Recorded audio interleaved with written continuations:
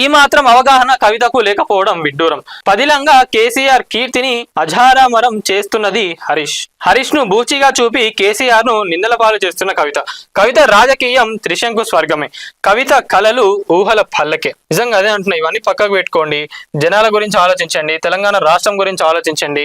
మళ్ళీ BRS party అధికారంలోకి ఎట్లా రావాలి, వచ్చినాక నేను ప్రజలకు ఎట్లా మేలు చేయాలి ఏందని ఆలోచించండి. కానీ నేను హరీష్ రావు గారు అట్లా చేసిండ్రు, సంతోష్ రావు గారు ఇట్లా చేసిండ్రు, నేను వాళ్ళపైన పోటీ చేస్తా, వాళ్ళని దించేస్తా, వాళ్ళు అన్ని చేసిండ్రు ఇన్ని చేసిండ్రు అంటే ఎవరెవరు ఏం చేసిండు ఏందనేది ప్రజలందరికీ కూడా తెలుసు.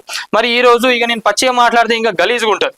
మళ్ళీ లేదు మేము అట్లా చేసుకొని మేము ఇవి చేసుకొని బిజినెస్లు చేసుకొని సంపాదించామని చెప్పి అందరూ మాట్లాడుతూ ఉన్నారు. ఒక్కొక్కరు ఆస్తులు ఈ రోజు ఎట్లున్నాయి, ఒక్కొక్కరు బిల్డింగ్లు బంజారాహిల్స్లలో చూసుకుంటే ఎన్ని వందల కోట్లకు ఉన్నాయో తెలియదా జనాలందరికీ. మరి ఇవన్నీ ఎక్కడి నుంచి వచ్చినాయి? నేను అదే అంటున్నా, ఏంటంటే కేసీఆర్ గారు లేకపోతే మీరు ఎవ్వరు కూడా లేరు. ఈ రోజు నేను కేసీఆర్ గారికే ముళ్ళు గుచ్చుతా, కేసీఆర్ గారిని నేను మొత్తం డౌన్ఫాల్ చేస్తా అంటే తెలంగాణ ప్రజలు ఎవరు కూడా ఊరుకోరు. తెలంగాణ ప్రజలు మీకు ఓట్లు వేసేదంటే కేసీఆర్ గారిని చూసే. ఇది ఒకటి గుర్తుపెట్టుకోండి. కేసీఆర్ గారు లేకపోతే మీరు ఎవ్వరు కూడా ఏమి చెయ్యలేరు. సో ఇక సిద్దిపేటలోనైతే హరీష్ రావు గారిని తప్పించే ముచ్చట ఇక మీరు మానుకోండి దాని గురించి.